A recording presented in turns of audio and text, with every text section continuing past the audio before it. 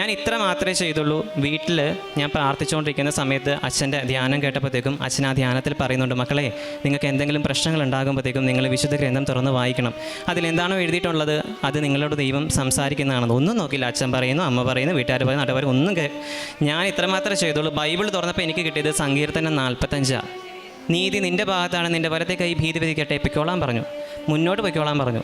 അന്ന് രാവിലെ തന്നെ ഞാൻ അതും കൊണ്ട് പോയതാണ്. എല്ലാവർക്കും നമസ്കാരം, ദൈവനാമത്തിന് മഹത്വം ഉണ്ടായിരിക്കട്ടെ. എൻ്റെ പേര് അഭിജിത് കൃഷ്ണൻ എന്നാണ്. എൻ്റെ വീട് ഇവിടെ അടുത്ത് തന്നെയാണ്, ഒരു 24 രൂപ പോയിൻ്റ് അകലെയാണ് എൻ്റെ വീട്. ഞാനൊരു അക്രൈസ്തവനാണ്. ഒരു ഹിന്ദു കുടുംബത്തിൽ നിന്നാണ് ഞാൻ വരുന്നത്. ആദ്യമായിട്ട് ഞാൻ ഇവിടെ വരുന്നത് 2019 അതിനുശേഷം ഉടമ്പടി എടുക്കാൻ വേണ്ടി വരുന്നത് 22/12/2022 ഇന്ന് ഞാൻ സാക്ഷ്യം പറയുന്ന ഡേറ്റ് 26/6/2026 എൻ്റെ ജീവിതത്തിൽ മാതാവിൻ്റെ ഇടപെടൽ കൊണ്ട് എൻ്റെ ജീവിതത്തിൽ സംഭവിച്ച ഒരുപാട് കാര്യങ്ങളുണ്ട്. അതിൽ വളരെ പ്രധാനപ്പെട്ട കുറച്ച് കാര്യങ്ങൾ മാത്രമാണ് ഞാൻ നിങ്ങളോട് പറയുന്നത്. ഇത് ഒരു അനുഗ്രഹത്തിൻ്റെ ലെവലിലുള്ള ഒരു സാക്ഷ്യമാണ്. ഇനി എനിക്കൊരു സാക്ഷ്യം കൂടി പറയാനുണ്ട്. കോളേജിൽ ഞാൻ പഠിച്ചുകൊണ്ടിരിക്കുന്ന സമയത്ത് എൻ്റെ സെമസ്റ്റർ എക്സാം, പ്രാക്ടിക്കൽ എക്സാമിൻ്റെ സമയത്ത് ഓട്ടോമൊബൈലിൻ്റെ എക്സാം നടന്നുകൊണ്ടിരിക്കുക. ആ എക്സാമിന് പോകുന്നതിന് മുമ്പ് ഞാൻ പറഞ്ഞു, അമ്മേ എനിക്ക് വയ്യാണ്ടിരിക്കുകയാണ്, എനിക്ക് കിഡ്നി സ്റ്റോണിൻ്റെ പ്രശ്നങ്ങളൊക്കെ ആയിട്ട് ഒരുപാട് വയ്യാണ്ടിരിക്കുക. ഹോസ്പിറ്റലിൽ പോയി ഇങ്ങനെ വീണ്ടും ഹോസ്പിറ്റലിൽ പോവുക, മരുന്ന് കഴിക്കുക, ഇങ്ങനെയൊക്കെ പോയിക്കൊണ്ടിരിക്കുന്ന സമയത്ത് ഈ എക്സാം വരുന്നത്.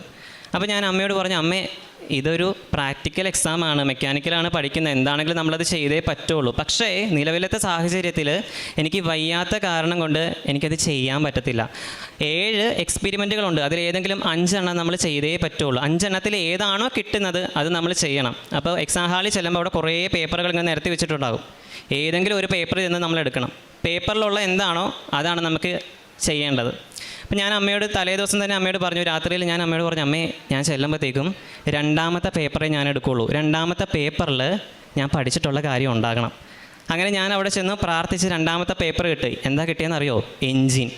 കിട്ടാവുന്നതിൽ വെച്ച് ഏറ്റവും പാടുള്ള സംഭവമാണ്. 7 കോമ്പോണൻസ് വരെ നമ്മൾ ബുക്കിൽ വരയ്ക്കണം, എക്സാം പേപ്പറിൽ വരച്ചു കൊടുക്കണം.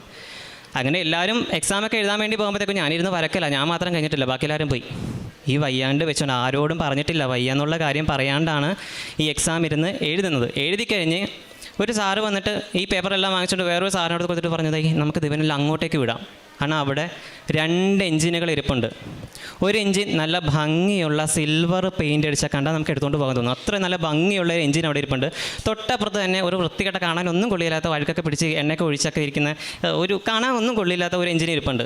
അപ്പോൾ ഒരു സാറ് പറഞ്ഞു, ഇവനെ നമുക്കൊണ്ട് ഒരു പിസ്റ്റൺ അഴിപ്പിക്കാം അതെന്ന് പറഞ്ഞാൽ എനിക്ക് മാത്രമേ എഞ്ചിൻ കിട്ടിയിട്ടുള്ളൂ. ഇത്രയും പാടുള്ള സാധനം എനിക്ക് മാത്രമേ കിട്ടിയത്. എങ്ങനെയാണെന്ന് എനിക്കറിഞ്ഞൂടാ. എനിക്കറിയാം, എഴുതാൻ മാത്രമേ അറിയുള്ളൂ, ചെയ്യാൻ എനിക്ക് എന്നെക്കൊണ്ട് പറ്റില്ല. കാരണം ഈ വയ്യാണ്ടിരിക്കുന്ന ഞാൻ അതിനകത്തുനിന്ന് ഒരു പിസ്റ്റൺ അഴിച്ച് കാണിച്ചാൽ മതി. ഒരു മെക്കാനിക്കലായിട്ടുള്ള ഞാൻ, നിനക്ക് പിസ്റ്റൺ അടിക്കാൻ അറിയാൻ പാടില്ലടാന്ന് ചിലപ്പോൾ ചോദിക്കാം. അറിയാം, പക്ഷേ നിലവിലത്തെ സാഹചര്യത്തിൽ ഞാൻ നോട്ട് ബൈ മെറിറ്റാ നിൽക്കുന്നതിനെ കൊണ്ട് ചെയ്യാൻ പറ്റത്തില്ല. അപ്പോൾ ആ സാറ് പറഞ്ഞ ആ എഞ്ചിൻ്റെ അടുത്ത് ചെന്നിട്ട് ആ പിസ്റ്റൺ അഴിച്ചാൽ മതി എന്ന് പറഞ്ഞ് ഞാൻ അവിടെ ചെന്ന്, ടൂൾസ് ഒന്നും ഇല്ലാണ്ട് വാതിക്കെ പോയി ഇങ്ങനെ നിൽക്കുക. എഞ്ചിൻ ഇരിപ്പുണ്ട്, അഴുക്കൊക്കെ പിടിച്ച ഒരു എഞ്ചിൻ ഇരിപ്പുണ്ട്. അപ്പോൾ തൊട്ട് സൈഡിൽ എൻ്റെ ക്ലാസ്സിൽ തന്നെ പഠിക്കുന്ന വിധത്തിന് അവിടെ ഇരുന്ന് ഡിഫറൻഷ്യൽ ഇരുന്ന് അഴിച്ചുകൊണ്ടിരിക്കുക. അവരിൽ ഇഷ്ടം പോലെ ടൂൾസ് ഉണ്ട്. ഞാൻ ചോദിച്ചൂടാ, എനിക്കൊരു ടൂൾ തരാമോ? പിന്നെ ഇതൊന്നും ഞാൻ നിനക്കൊന്നും തരത്തൊന്നുമില്ല, നിനക്ക് വേണമെന്നുണ്ടെങ്കിൽ നീ പോയി സാറിനോട് ചോദിക്കണം, ഇത് എൻ്റെ ടൂളാണെന്ന് പറഞ്ഞ് എല്ലാം വാരി വെച്ചുകൊണ്ട് അവിടെ ഇരുന്ന് അടിക്കുന്നുണ്ട്. ഒന്നുമില്ലാണ്ട് ആ എഞ്ചിൻ്റെ മുമ്പിൽ ഞാൻ നിൽക്കുക. ഞാൻ എന്നിട്ട് അമ്മയോട് പറഞ്ഞു, അമ്മേ ഞാൻ എന്താ ചെയ്യേണ്ടത്? സമയം പോയിക്കൊണ്ടിരിക്കുന്നു, ഇത് ഞാൻ എങ്ങനെ അഴിക്കാനാണ്? ഞാൻ ഇങ്ങനെയൊക്കെ നോക്കുന്നുണ്ട്, ഒന്ന് തിരിഞ്ഞൊന്ന് കിട്ടുമോ? ഈ ക്രാങ്ക് ഷാഫ് ഇതൊക്കെ ഒന്ന് വരണ്ടേ, ഒരു പിസ്റ്റണെങ്കിലും ഒന്ന് പുറത്തോട്ട് വരണ്ടേ?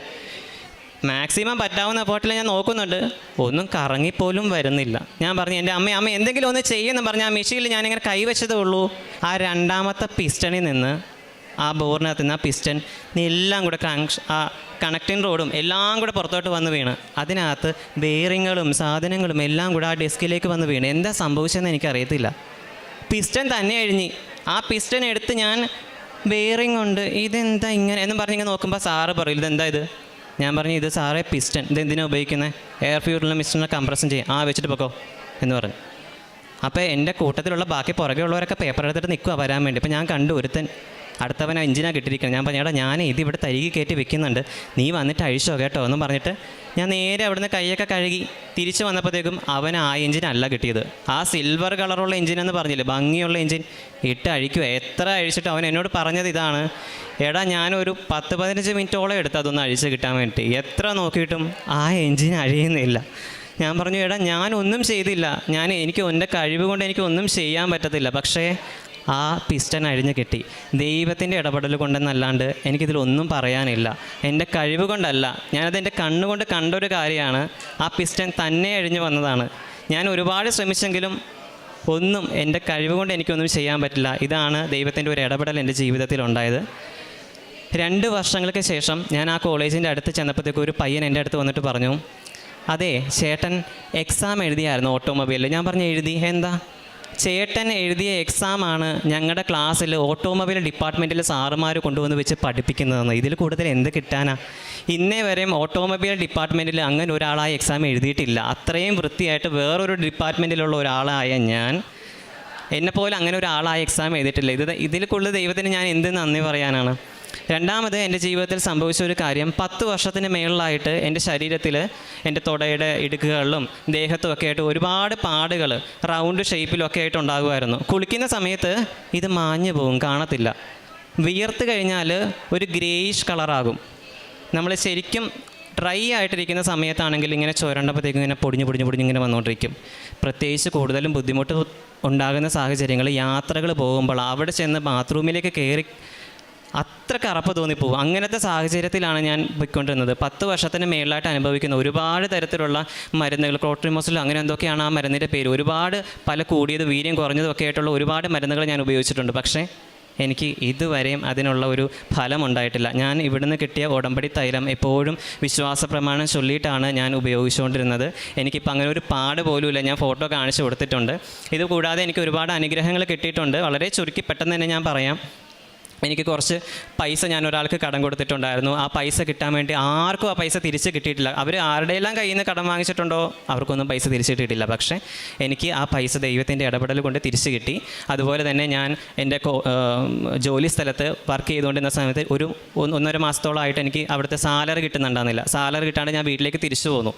അങ്ങനെ ഈ സാലറിയുടെ കാര്യത്തിന് ഞാൻ എന്ത് ചെയ്യും? എൻ്റെ ദൈവമേ, ഡിസംബർ മാസം കഴിയുമ്പോഴത്തേക്കും അവർ പൂട്ടിക്കെട്ടി പോകും. ഡിസംബർ മാസം കഴിഞ്ഞിട്ടും സാലറി കിട്ടാത്ത സാഹചര്യം ആയപ്പോഴത്തേക്കും എൻ്റെ വീട്ടിൽ അറിഞ്ഞു, പ്രശ്നമായി. എങ്ങനെയെങ്കിലും പോയി സാലറി വാങ്ങിക്കണം. പക്ഷേ അവരുണ്ടോ, കമ്പനിയിലുണ്ടോ ഇല്ലയോ ഒന്നും അറിയത്തില്ല. ഞാൻ ഇത്ര മാത്രമേ ചെയ്തുള്ളൂ. വീട്ടിൽ ഞാൻ പ്രാർത്ഥിച്ചുകൊണ്ടിരിക്കുന്ന സമയത്ത് അച്ഛൻ്റെ ധ്യാനം കേട്ടപ്പോഴത്തേക്കും അച്ഛൻ ആ ധ്യാനത്തിൽ പറയുന്നുണ്ട്, മക്കളെ, നിങ്ങൾക്ക് എന്തെങ്കിലും പ്രശ്നങ്ങൾ ഉണ്ടാകുമ്പോഴത്തേക്കും നിങ്ങൾ വിശുദ്ധ ഗ്രന്ഥം തുറന്ന് വായിക്കണം. അതിലെന്താണോ എഴുതിയിട്ടുള്ളത് അത് നിങ്ങളോട് ദൈവം സംസാരിക്കുന്നതാണെന്ന്. ഒന്നും നോക്കില്ല. അച്ഛൻ പറയുന്നു, അമ്മ പറയുന്നു, വീട്ടുകാർ പറയുന്നു, നാട്ടുകാർ ഒന്നും ഞാൻ ഇത്രമാത്രമേ ചെയ്തുള്ളൂ. ബൈബിൾ തുറന്നപ്പോൾ എനിക്ക് കിട്ടിയത് സങ്കീർത്തനം 45. നീതി നിൻ്റെ ഭാഗത്താണ്, നിൻ്റെ വലത്തെ കൈ ഭീതി വിധിക്കട്ടെ, പൊയ്ക്കോളാൻ പറഞ്ഞു, മുന്നോട്ട് പൊയ്ക്കോളാൻ പറഞ്ഞു. അന്ന് രാവിലെ തന്നെ ഞാൻ അതും കൊണ്ട് പോയതാണ്.